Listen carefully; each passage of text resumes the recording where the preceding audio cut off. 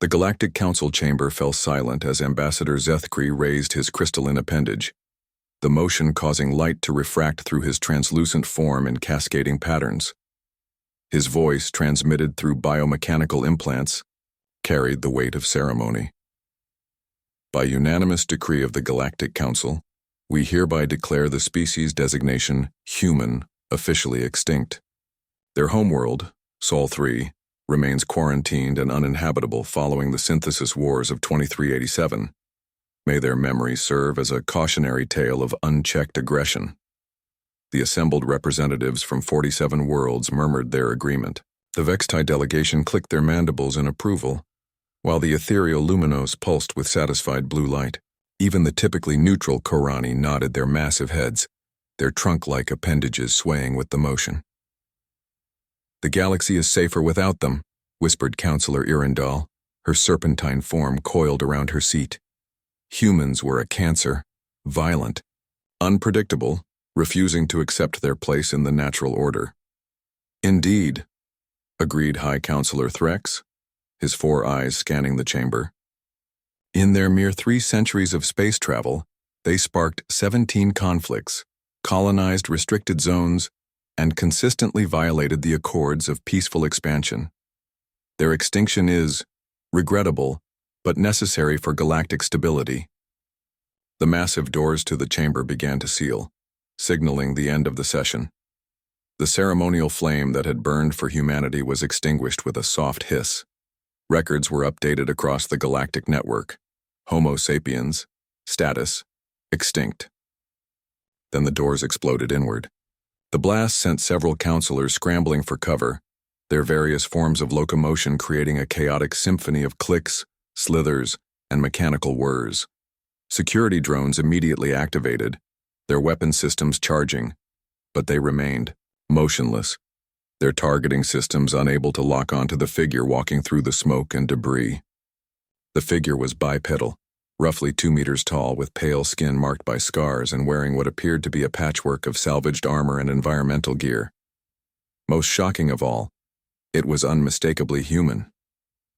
"Sorry I'm late," the human said, brushing dust off his shoulders. "Traffic was a nightmare, something about the entire sector being quarantined and uninhabitable." He made air quotes with his fingers, a gesture lost on most of the alien assembly. High Counselor Threx's 4 eyes widened in disbelief. "Impossible. You cannot be here. Humans are extinct. We just declared it official." The human laughed, a sound that sent several counselors recoiling. "Yeah, I caught that part. Nice ceremony, by the way. Really felt the sincerity." He walked casually to the center of the chamber, his boots echoing in the stunned silence. "Name's Marcus Kane, by the way. Captain of the Defiance, last of the human colonial fleet. Well, last being a relative term." "The scanners confirmed total planetary sterilization," Zethkri stammered, his crystalline form flickering with confusion. "No life signs, no settlements. Your species is gone." Marcus tilted his head. "You know, that's the funny thing about us humans. We're really, really good at not dying when you want us to." He activated a hollow projector from his wrist, displaying star charts. "See, while you were busy declaring us extinct, we were busy proving you wrong. Turns out when you glass someone's homeworld, they tend to get creative about survival." The hologram showed dozens of installations, hidden bases in asteroid fields, underground cities on supposedly barren moons, generation ships drifting in the void between stars, and thriving colonies in systems marked as uninhabitable on galactic charts. "Impossible," breathed Counselor Irindal. "These locations, they're death traps. Radiation zones, unstable stars, worlds without atmosphere." "To you, maybe." Marcus grinned, the expression somehow both friendly and terrifying. "But humans? We've got this annoying habit of thriving in places that want to kill us. We've built cities in radiation fields, farms in the hearts of dead stars, and entire civilizations in the spaces between your neat little zones of acceptable habitation." High Counselor Threx activated his emergency beacon. "Security Protocol 7. We have a code red situation." "Oh, don't bother," Marcus said, waving dismissively. Your security grid's been down for about 10 minutes now. My people are very good at making things stop working. Occupational hazard of being declared. Extinct, you get really good at being invisible. The lights in the chamber flickered, and suddenly the walls displayed dozens of faces. Human faces, all looking directly into the chamber. Men, women, children, elderly, warriors, scientists, farmers, all very much alive. Let me introduce you to the real humanity, Marcus continued, gesturing to the displays. We're not the same species you tried to wipe out. We're something new, something forged in the fire of your righteous cleansing. We call ourselves the Remnant. One of the displayed humans spoke, her voice carrying the authority of command. Admiral Sarah Chen, Titan Fleet. We've been watching you, Council. Every meeting, every decision, every small act of what you call galactic stability. Another voice joined in. Dr. Yuki Tanaka, Void Research Division. Did you know that radiation you thought would kill us actually accelerated our evolution? We're stronger now, faster. Our lifespans have tripled. Commander Hassan al-Rashid, Deep Strike Division, came a third voice. We've mapped every one of your worlds, cataloged every defense, learned every language. We've been preparing. The council chamber erupted in panicked chatter, but Marcus raised his hand, and somehow, impossibly, they all fell silent.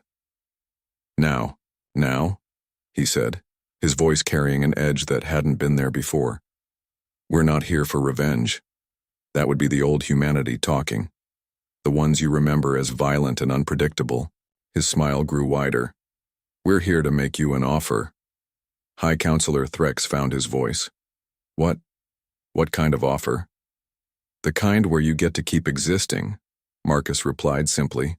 See, we could have just started shooting, could have turned your worlds into glass the way you did ours. But we learned something interesting while we were supposed to be dead. The galaxy needs shepherds, not wolves. He gestured to the holographic displays, which now showed images of human ships defending alien colonies from pirates, human medics, treating plague victims on distant worlds, human engineers rebuilding infrastructure destroyed by natural disasters. We've been protecting your outer colonies for years, Marcus continued, stopping the threats you never even knew existed, fighting the wars you were too civilized to acknowledge, all while you celebrated our extinction. The silence stretched, for long moments before Counselor Irindal whispered, What do you want from us? Marcus's expression grew serious. Recognition, representation, and most importantly, a promise that you'll never again decide that an entire species needs to be erased for the greater good. He paused. Oh, and an apology would be nice. Not for us, we're past that. But for whoever you decide is too dangerous next. High Counselor Threx looked around the chamber at his fellow counselors, seeing his own fear reflected in their alien features. Finally he spoke. And if we refuse? Marcus shrugged. Then you get to find out what humanity looks like when we're actually trying to be extinct-worthy. The temperature in the room seemed to drop several degrees. But I don't think it'll come to that. After all, you're all very reasonable beings. He turned to leave, then paused. Oh, and Council? Next time you want to declare someone extinct, you might want to make sure they're actually dead first. Professional tip. As Marcus walked toward the shattered doorway, his final words echoed through the chamber. We'll be in touch. And don't worry. Now that we're officially back from the dead, we promise to be much better neighbors than we were the first time around. The doors sealed behind him, leaving the Galactic Council to contemplate a new reality. Humanity wasn't just alive, it had evolved. And perhaps most terrifying of all, it had learned patience. The official records were quietly updated once again. Homo sapiens, status, very much alive.